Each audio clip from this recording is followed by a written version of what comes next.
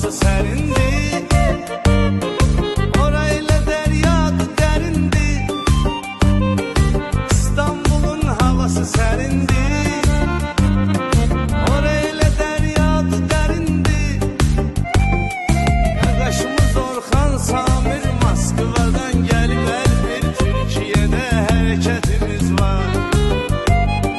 Qardaşımız Orxan Samir Moskvadan gəlib bir deyir burada hərəkətimiz var.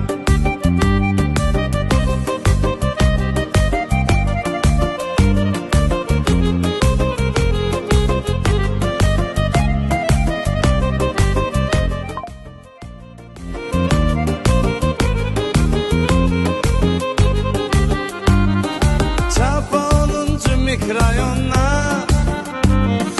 biraz söhbət eyləyək ondan. Çapa 10-cu mikrorayonuna biraz söhbət eyləyək ondan. Çoxludur dost sirdaşımız, biri Habil qardaşımız, biri də dostu Neymətimiz var.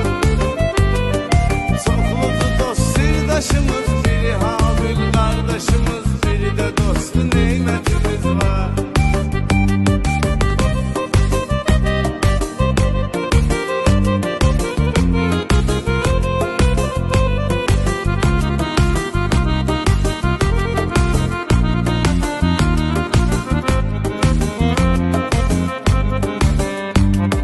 Koça vor kurizin naş svoj.